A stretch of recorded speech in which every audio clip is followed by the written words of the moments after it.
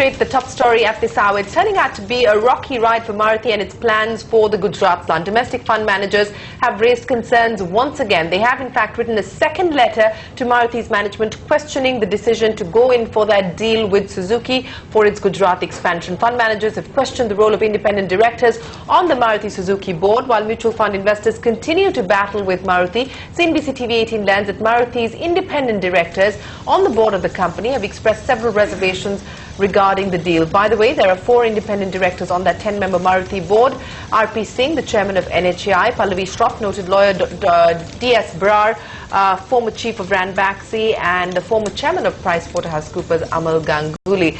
Sajid, Mangat and Menka Doshi join us now to take us through the developments on Maruti. Sajid, coming to you first, take us through the details of the second letter that has gone in from domestic fund managers to Maruti Suzuki's board. That's right. The second letter has been signed by 16 fund managers from the mutual fund and the insurance industry, and this letter is much more harsher than the first one, where they have reasoned out why they are opposing it. In the second letter, they have very categorically stated that the press release which was brought out by Maruti after the first letter sent out by the fund managers confirms that over time Maruti will become a shell company. It goes on to further say that the decision of the Maruti board is ill-conceived in its entirety. It further says that outsourcing given to the wholly owned subsidiary of Suzuki is via related parties transaction, and further it raises questions on the independent directors. It says it's intriguing that independent directors support blatantly wrong and value eroding oppressing transaction.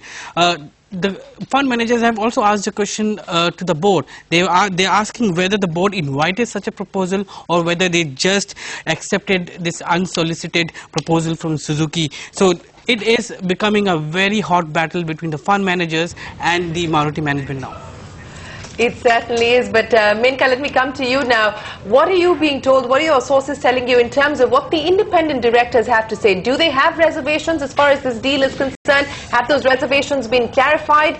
What are you being told? So, Shireen, this is interesting because I think we got the sense last week that independent directors were not entirely on board with what is going on regarding this arrangement. I'm choosing my words very carefully because this is source-based information, and it would be unfair for me to say that independent directors have rejected this Gujarat manufacturing proposal, because the Maruti press release says very clearly that the board has approved. But what I understand is that 4 of the 10 members on the Maruti board are independent directors. This is public information.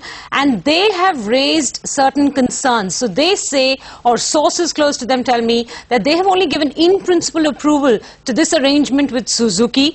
They are awaiting more details on the questions they have raised. They are awaiting the finalization of the minutes of the last board meeting when this proposal was taken up, and that this finalization of minutes will be considered in the next board meeting, which I hear is on the 15th of March. I have not confirmed this news. I have put the question to Maruti as to whether the next board meeting is on the 15th of March or not, and I'm still awaiting to hear from the company on that. Now, here's what I hear from sources, that independent directors have asked for more legal opinions. They have asked for more clarity on the taxation issues that are incumbent on such an arrangement. They have asked for more clarity on price fixation formulae of the Gujarat plant. Remember, this is going to be very, very important. They have also asked for more clarity on the royalty paid by the Gujarat plant, or the royalty that the Gujarat plant will pay. And it's a long list of questions that they've put there. I've just raised some of the key issues that I'm told independent directors have raised. They apparently have also told management that they would prefer this arrangement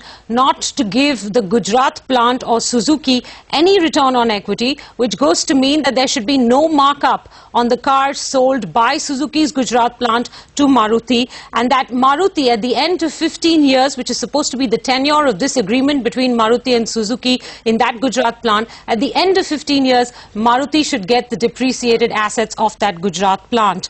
They have also recommended to the board that it will be best in the right spirit of governance to allow for the minority shareholders of Maruti to vote on this related party transaction. Now, as you already know, the new Companies Act, which is Companies Act 2013, does require for a majority of minority approval for such related party transactions. Unfortunately, That full act has not yet come into force. Section 188 is pending due to technical issues, but the act is an act of Parliament, and so they've said that in the best spirit of governance, please to give minority the opportunity to vote on this related party transaction. In fact, one source even told me that, look, if minority is so opposed to this, then Maruti could even consider giving minority shareholders an exit via potentially a buyback. Now, I'll quote just what one source said to me, that in case all clarifications are made and given to the independent directors and all issues are resolved and no subsequent alterations are made to any of these situations, then the Gujarat plant may in fact be beneficial to all shareholders. So they're not negating the benefit of the Gujarat plant, but they are saying that we need all of these questions answered. I had put these questions to Maruti to find out if their independent directors were all on board. Maruti's response to me was that board proceedings are confidential, we will not be able to disclose it. And when I reached out formally to the 4 independent directors, they said the same thing to me, board proceedings are confidential, we cannot disclose it. But this is what I pick up from sources, and it does indicate that independent directors are also asking many more questions as fund managers are. Shireen.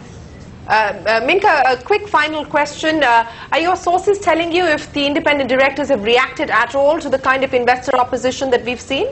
Well, yes, they have, and I think some part of the information I gave you in the previous answer is in response to that.